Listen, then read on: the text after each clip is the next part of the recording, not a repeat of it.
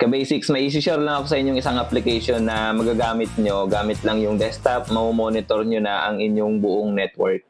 So, ano lang 'to, simpleng application lang 'to na ginagamit ko siya sa office. Bali sa desktop ko lang naman siya ini-install or puwede niyo ring gamitin sa server, kahit saan niyo puwedeng i-install 'to. So, tara install natin at ipapakita ko sa inyo kung gaano siya kaganda. So, ngayon punta lang tayo dito sa browser. So, ita-type lang natin 'tong Notepad, Network Notepad Free Edition. So, meron din siyang paid, version pero itong free okey na 'to. Download lang natin. Tapos ito pang Windows 11, 10, tsaka 8. Download lang natin siya. Ayan. So, maliit lang 3.9 MB nga lang. Tapos back natin, hanapin naman natin yung, NN monitor, eto. So, download din natin siya. Ito naman 2.3 MB lang, maliit lang.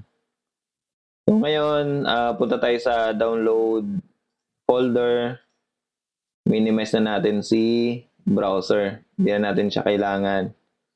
So, ngayon, ang una nating i-install ay itong, Network Notepad. So, click lang natin yung right click, open. Tapos install lang natin siya. Accept, next. So, ito normally naman drives natin ini-install. Okay. Install.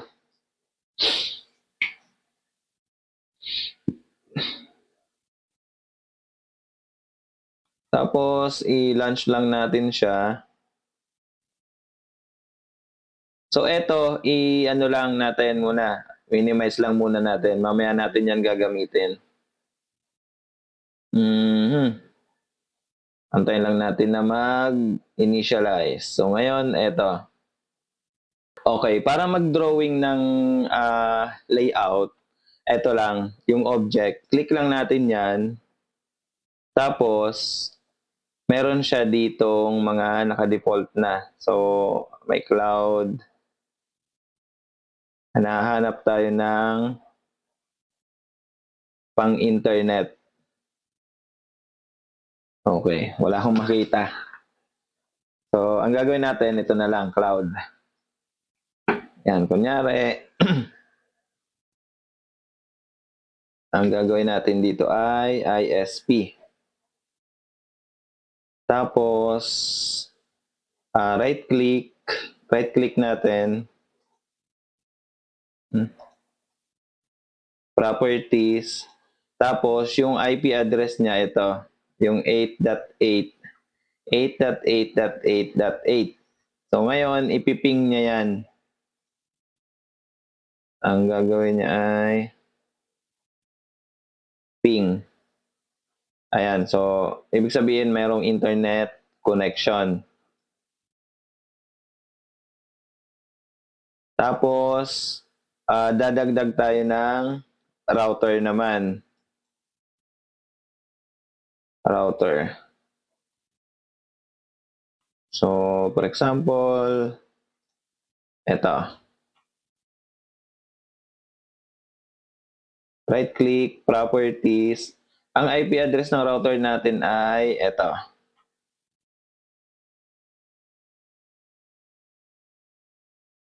Tapos, okay. So, meron na siyang ililink natin to ng 1,000 base. Wala. Ito.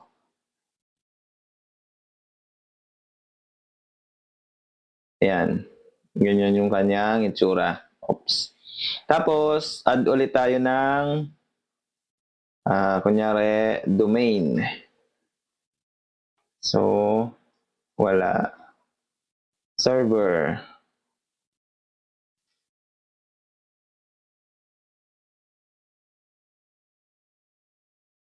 Okay.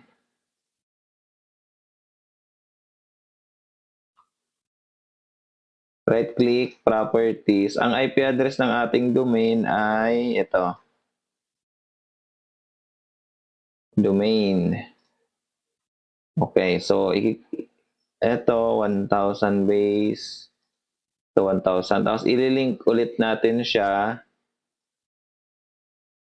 papunta sa router. Okay. Tapos, meron tayong isa pang file server.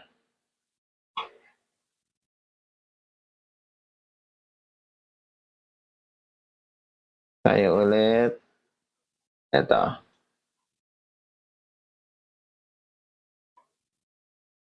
Ang IP address naman niya ay ito.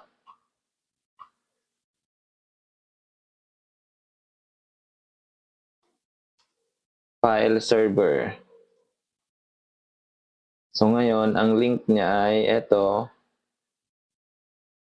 Punta kay, oops. Mali. Dito. Click mo ulit yung link. Click mo dito tapos doon. Papunta kay router. So ngayon, ang kasunod natin, PC1. Kung ano yung available na lang. So, PC ang nakalagay kasi. Okay, PC1. Ang IP address ng PC1 ay ito. So, right-click, properties, PC01. Okay, so hindi na piping yung PC. Tanggalin muna natin. Hindi, hayaan lang natin siya dyan. Tapos, ngayon, mag-a-add naman ako ng printers. Printers, yan. Ang printer natin ay ito yung IP address. So, properties. So, try natin siyang iping. Kung napiping siya, yan. Okay. So, ngayon, ililink natin tong printer link sa ating router. Tapos, link ng isang PC sa ating router. So, ngayon, ang link niya laging sa router, tapos yung router papunta sa internet. Ngayon, gagawa natin to. Isi-save ko muna to dito. Save as. Sa desktop ko siya ilalagay. My network. Yan. Okay, so ngayon, i-minimize muna natin siya. Babalik tayo dito sa ating downloads. Si NN Monitor ay install natin. Open. Accept the agreement. Next. Install. Tapos, launch. So, ngayon, eto na yung ating NN Monitor. Yung parang pinaka-screen, pinaka-dashboard. So, file, open. Iba-browse natin itong my network. Nasa desktop. Yan. So, ngayon, i-play natin. Okay. So, ngayon, may monitoring kayo dito. Oops. Ibig sabihin, online, may internet connection, domain, online, file server, printer, yung ISP natin, ito. So, may isang nakikitang offline, yung hindi natin maping kanina. So, ang kagandahan dito, kung meron kang ganyan, hindi mo na kailangan kung ano man yung monitoring nyo sa office, syempre. Pero, ang kagandahan kasi, ganito, may kita mo na siya. Kung marami kang minomonitor, kunyari, kesa magpiping ka isa-isa, pwede mo siyang ilagay dyan lahat. Kung may mga servers ka, printers na binabantayan, o kaya, kunyari, yung mga devices ni boss sa executive office, yung mga printers niya na kailangan laging naka-online. So, madali mong makikita. Pag nag-red, ibig sabihin offline yon. Pag kinlik mo, ano ba to? Kanino ba to? PC1. So, ngayon yung PC1 may problema. So, hindi ko lang siya i-isolate na kasi matagalan tayo. Pero, gano'n siya kabilis. Mamo-monitor mo yung network mo kung online siya o offline. So, sa atin bilang IT, wala kang time masyadong magbantay niyan. Dito makikita mo na agad. Eto kung nakikita niyo ang taas ng ping 'no, yung printer 1 kasi naka-ano yan, naka-Wi-Fi yan. Kumbaga connected yung printer through Wi-Fi.